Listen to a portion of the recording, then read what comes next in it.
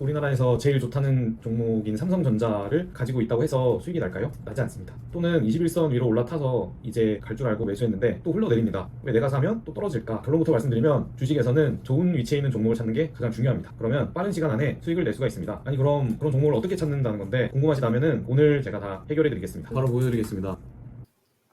먼저 기법부터 설명을 드리면 장기 입형 역별 상태에서 의미 있는 1차 상승이 나온 종목이 이제 조정을 받은 다음에 의미 있는 자리에서 지지를 받고 2차 반등을 하는 자리를 먹는 기법이거든요. 가장 이상적인 차트 모양은 이런 모양이 됩니다. 이 앞에 의미 있는 상승이 없는 상태에서 그냥 눌림목 지지를 받는 자리에 들어가게 되면은 대부분 흘러내리는 경향이 좀 많아가지고 앞에 이 1차 의미 있는 상승이 있는 게 없는 것보다 더 잘 가는 것 같습니다. 이 기법의 장점으로는 10일 내에 10에서 20%의 수익이 가능합니다. 나름 짧은 시간 안에 그래도 괜찮은 수익률을 자랑을 하고 있고요. 제가 취하고 있는 포지션이 단기 스윙 포지션이어서 가능한 것 같습니다. 그리고 겁새끼를 활용해가지고 종목을 발굴하다 보니까 회전율을 극대화한 자리이기도 합니다. 그리고 아까 말씀드린 대로 1차 급등의 존재로 안정적인 2차 상승 확률을 담보해주는 자리가 되고요. 매매 시나리오를 잘 짜면 손절은 짧고 수익은 충분히 길게 가져갈 수가 있어서 직장인이나 초보자도 쉽게 따라할 수 있고 안전한 기법이라고 생각이 되어서 말씀을 드리게 됐습니다. 제가 이름을 2차 눌림이라고 지었는데 검색기를 통해서 발굴되는 종목들을 한번 살펴보겠습니다. 종목들을 살펴보시면 의미 있는 상승이 나온 종목이 조정을 받고 눌리는 것을 보실 수가 있고 타점이 왔었을 때는 매수를 하게 됩니다. 네, 그럼 이쯤에서는 한 번 더 갈 거다라고 예상을 해가지고 네, 이 언저리에서는 충분히 살 수 있는 차트가 될 것 같습니다. 다음은 밑에 같은 경우는 여기 사실 이런 차트는 제가 별로 안 좋아합니다. 이거 잘 걸러낼 줄 알아야 되는데 왜 안 좋아하냐면은 여기 그냥 박스를 치다 보니까 매물대거든요. 이만큼은 간다 해도 여기서 이제 매물대에서는 좀 막혀가지고 잘 가지 못하는 경향이 있어서 이런 차트는 높은 점수는 주는 차트는 아니다. 이건 이미 오늘 이렇게 급등해버렸는데요. 이때부터 아마 계속 이 종목이 발굴이 되었었을 것 같은데 아마 이날부터 발굴이 됐을 것 같아요. 이때 한번 확 떨어져 버려가지고 조금 타점 잡기가 쉽지 않았을 것 같은데 월요일에 급락장 왔을 때 떨어진 것 같습니다. 다시 올라왔는데 급락장 아니었으면은 얘처럼 좀 이런 데 지지받고 반등하지 않았을까. 어제도 사실 충분히 들어갈 수 있었겠네요. 이런 데서 타점 잡고 가면 반등하면 이걸 먹으면 되는 거죠. 얘 같은 경우도 이미 의미 있는 상승이 나왔고 거래량이 거의 한 10배, 10,000% 정도 나온 종목이 가다가 월요일장에 급락 나왔는데 또 지지받고 올라가서 내려왔는데 또 뭐 다시 한번 뛸 수도 있고 21선을 손절을 잡고 매수해서 뛰면 먹고 뭐 떨어지면은 짧게 손절하는 그런 매매를 노려볼 수 있겠습니다. 이 같은 경우도 역배열에서 의미 있는 상승이 나온 다음에 조정을 받아서 월요일에 좀 급락장에서 어쩔 수 없이 이 21선 지지선을 이탈을 했는데 그래도 아마 급락장이 아니었다면은 다음날 바로 반등했긴 했지만 아마 여기서 그냥 21선 지지 받고 여기서 충분히 들어가 볼 수 있었을 것 같습니다. 얘는 더 상승할 여지가 있어가지고 지켜볼만 하겠네요. 또 비슷하게 이때 사실 들어갔어도 됐을 것 같고 이때 눌림목 자리에 들어가도 충분한 수익이 날 수 있는 그런 차트 같네요. 네. 이런 차트는 제가 하지는 않습니다. 이거는 지금 1차 상승 중이에요. 그리고 저 같은 경우는 이렇게 장기 입형이 밀집해 있는 차트는 별로 선호하지 않아요. 이처럼 좀 입형들 간의 거리가 시원시원하게 벌어져 있는 애들이 갈 자리도 좀 많이 있어요. 나노팀 같은 경우는 너무 붙어 있다 보니까 좀 오히려 겹쳐 있는 애들이 저항을 좀 받을 때가 많아서 이런 자리는 크게 선호하지 않습니다. 그리고 여기 보니까 이만큼 다 매물대네요. 여기서는 간다면 좋겠지만 뚫기가 쉽지는 않을 거다라고 보여집니다.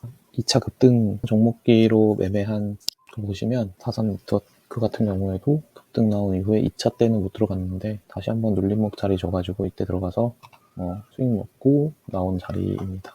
이때 아마 검색기 뜨거든요. 그럴 때 떴을 거예요. 이제 지켜보고 있다가 눌림목 자리에 슬슬 매수를 해주면 됩니다. 얘 같은 경우도 급등 나온 이후부터 아마 검색기에 떴을 거고 그때부터 이제 조정 받는 거 기다렸다가 최대한 21선에 근접했었을 때 사실 21선에서 반등할 수도 있고 이 세 개의 선이 단기 이평선이거든요. 5일선, 11선, 15일선 여기서도 반등을 합니다. 케바케어가지고 네, 눌러줄 때마다 계속해서 수익을 보실 수가 있습니다.